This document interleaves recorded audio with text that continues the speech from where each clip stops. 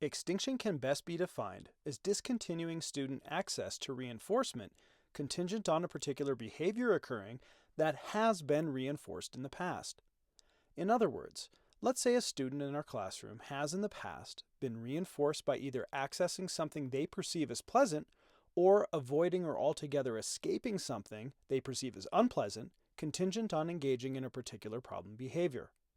Through an extinction procedure, access to this type of reinforcement, contingent on the student engaging in this problem behavior, should no longer be available. Let's talk about some school-based examples involving extinction procedures. Tanya would frequently say, "You never call on me," whenever her teacher didn't call on her and her hand was raised during class activities. Her teacher frequently responded to Tanya immediately when this behavior occurred by saying, "Okay, what do you want?" in order to minimize class disruptions.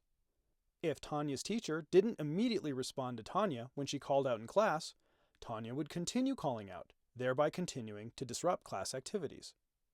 What did the extinction procedure look like with Tanya? Planned ignoring.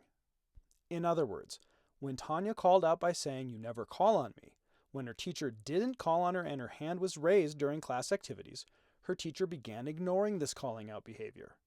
Rather than responding to Tanya and unintentionally reinforcing this problem behavior with teacher attention, the root cause maintaining this problem behavior, Tanya's teacher would call in another student quietly raising their hand and continue with the class activities. It's important to emphasize that this planned ignoring procedure involved ignoring the problem behavior of calling out in class, not ignoring Tanya herself. In other words, Tanya was frequently called on when she raised her hand during class activities, as well as provided with attention through teacher check-ins and cooperative learning with her peers, to provide Tanya with frequent adult and peer attention throughout the school day. Here's another example of an extinction procedure in action. Steve frequently ran to the library when prompted to transition from preferred to non-preferred activities in his classroom. There was a cozy corner in the library containing beanbag chairs and books that Steve found especially reinforcing. In this case, extinction involved locking the door to the library, specifically during times when Steve typically needed to transition from preferred to non-preferred activities. Through this procedure, Steve could no longer access reinforcement, specifically accessing preferred items and activities in the library, contingent on the behavior of leaving his classroom without permission and running to the library. When implementing extinction procedures with students, educators are likely to experience extinction bursts and spontaneous recovery. To put each of these terms into practical contexts, let's talk about extinction bursts and spontaneous recovery within a school-based example from the perspective of a school district behavior specialist.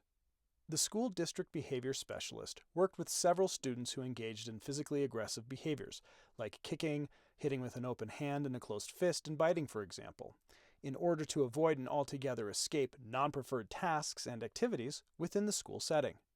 During past school years, if students engaged in physical aggression, their family members were notified and they were sent home for the remainder of the school day, as well as potentially suspended for additional school days for repeat offenses or instances of physical aggression that resulted in injuries to adults within the school setting.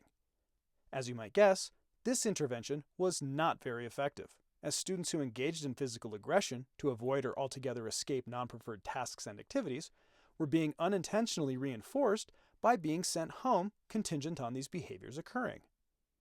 Data collected during previous school years showed that occurrences of physical aggression increased rather than decreased upon implementation of this intervention. Physically aggressive behaviors maintained by avoidance escape of non-preferred tasks and activities were put on extinction. In other words, students were no longer sent home contingent on engaging in physically aggressive behaviors. Instead, proactive interventions designed to prevent problem behaviors from occurring altogether were implemented, as well as taught and reinforced alternative strategies for requesting brief activity breaks, designed to provide students with socially acceptable alternatives to physical aggression for accessing activity breaks. Crisis response plans were developed and implemented to maintain student and educator safety when instances of physical aggression did occur. However, the main change to the plan compared to previous school years was the implementation of an extinction procedure. Put simply, students were not sent home, nor suspended contingent on occurrences of physical aggression.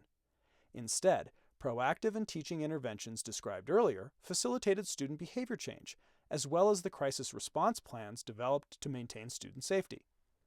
Now, as you might imagine, instances of physical aggression did not immediately stop altogether. In fact, instances of physical aggression actually increased in both frequency and intensity immediately after the extinction procedure was implemented. This is an extinction burst in action. Remember the old saying in behavior, a behavior gets worse before it gets better? This is what we're talking about, the extinction burst. It's a temporary increase in the frequency, duration, and/or intensity of a problem behavior. And what's happening is it's almost like our student is testing us, saying, hey, these behaviors resulted in reinforcement in the past. They should still result in access to reinforcement.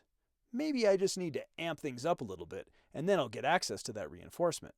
So to go back to the school district behavior specialist example, students began engaging in physical aggression more frequently, as well as engaging in more intense forms of physical aggression, like biting and throwing objects as opposed to kicking or hitting with an open hand or closed fist.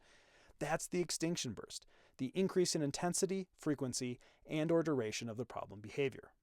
Extinction bursts can be challenging for educators to tolerate, as they can lead to the belief among educators that extinction procedures are not working. However, extinction bursts are commonly encountered by educators implementing extinction procedures. As long as educators are consistent when implementing extinction procedures, meaning educators continue to withhold access to reinforcement contingent on occurrences of problem behaviors that warranted the implementation of extinction procedures, extinction bursts tend to be short-lived and followed by decreased occurrences of problem behaviors. Now that we've talked about extinction bursts, let's talk about spontaneous recovery. To put this concept into a practical context, let's revisit the school behaviorist example. Through careful planning and implementation, they were able to consistently put physically aggressive behaviors maintained by avoidance and escape of non-preferred tasks and activities on extinction. In other words, these behaviors no longer resulted in students being sent home for the remainder of the school day or suspended for multiple school days. While there was an extinction burst upon implementing the extinction procedure, occurrences of physical aggression decreased significantly within 3 weeks of implementation. In other words, after engaging in physically aggressive behaviors and not accessing reinforcement as they had in the past, students began refraining from physical aggression altogether, as physically aggressive behaviors were no longer being reinforced. Spontaneous recovery can be defined as a reemergence of problem behavior, sometimes several weeks after implementing an extinction procedure and observing the extinction burst. Essentially, what is happening is the students are saying to themselves, hey, this behavior used to result in reinforcement. Maybe if I engage in this behavior again, I can access the reinforcement I used to consistently access by engaging in this behavior. However, similar to the extinction burst, spontaneous recovery tends to be short-lived as long as the educators continue implementing the extinction procedures consistently. Returning to the behavior specialist example, they noticed a slight increase in occurrences of physical aggression a few weeks after implementing the extinction procedure. Similar to the extinction burst encountered upon implementing the extinction procedure, spontaneous recovery was short-lived, and the extinction procedure ultimately contributed to a sustainable decrease in physically aggressive behaviors among the students. Now you may be thinking, extinction procedures are great strategies for discouraging problem behaviors. As an educator, I just need to discontinue access to the reinforcement maintaining occurrences of problem behavior, and problem solved. Unfortunately, there are a few limitations associated with extinction procedures. Let's talk about some questions educators should ask before implementing extinction procedures with their students. One question to ask yourself before implementing an extinction procedure is, can I ensure this extinction procedure is implemented consistently? Consistently implementing extinction procedures can be challenging. We can highlight this with a story. A district behavior specialist was working with a kindergarten student named Riley, who began intentionally missing the school bus at the end of the school day. In other words, Riley was refusing to go to the bus ramp altogether, or she'd go to the bus ramp and just refuse to get on her school bus. After her school bus would leave her, Riley would go into the office and get tons and tons of adult attention. Staff in the office would interact with her, as would school administrators, teachers coming in to check their mailboxes before going home, and students' family members at school to pick up their kids. Put simply, Riley was accessing a high level of adult attention by missing her school bus, thereby maintaining this behavior. It was recommended to implement an extinction procedure with Riley. In other words, discontinuing access to reinforcement in the form of adult attention contingent on Riley missing her bus at the end of the school day. Everything was thought of with regards to this extinction procedure. Riley's teacher, school administrators, and office personnel knew that if Riley missed her bus the next day, they weren't going to walk her to the office until her parents were able to come and pick her up. Instead, a behavior specialist would stay on the bus ramp with her until her parents arrived to take her home. The parents were notified that they were going to be called and notified when it was time to pick her up, and there wasn't going to be any additional attention for her. And so the next day, Riley missed the school bus. All the other students got on their buses. The teachers went inside. Riley wasn't walked to the office. All the teachers, administrators, office personnel, everyone knew not to interact with Riley at this point, as she had missed the school bus intentionally. Someone was on the ramp to maintain safety, but they weren't interacting with her. It was about 5 minutes before the parents were going to be there to pick her up, and suddenly the school resource officer, who was only at the school maybe once a week because he had a lot of different schools that he worked at, came around the corner, and he knew Riley very well. He was great with all the students, but in this case, his rapport with students hurt the plan. He walked up to Riley and said, "Oh hey, how are you doing? What happened? You missed the school bus."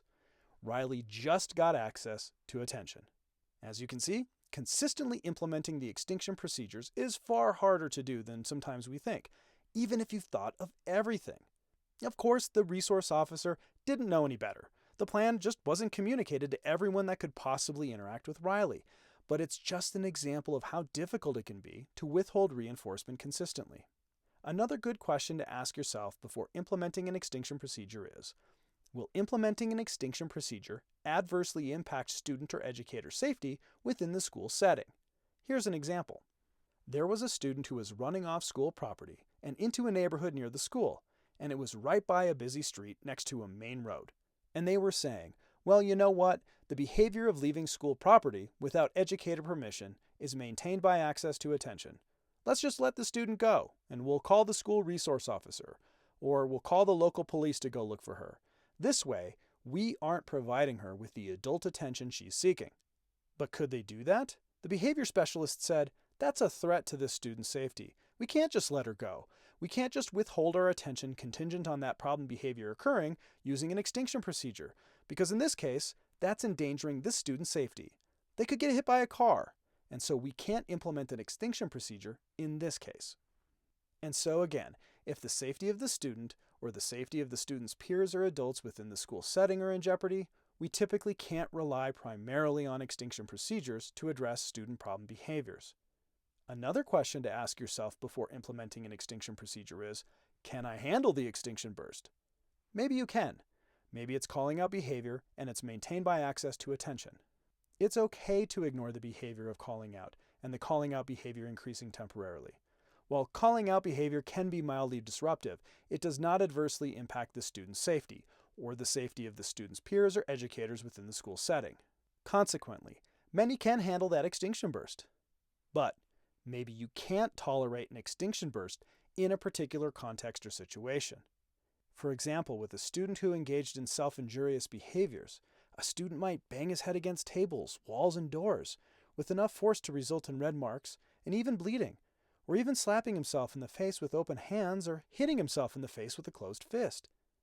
Based on the results of a functional behavior assessment, these behaviors are maintained by both access to adult attention and avoidance and escape of non-preferred tasks and activities.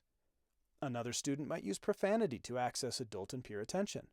While not physically dangerous, educators might be concerned putting the behavior of cursing on extinction through a planned ignoring procedure would socially stigmatize the student, as well as make other students feel uncomfortable. In these scenarios, we likely can't handle extinction bursts, as increases in frequency, intensity, and/or duration of these behaviors will adversely impact safety and social interaction within school settings.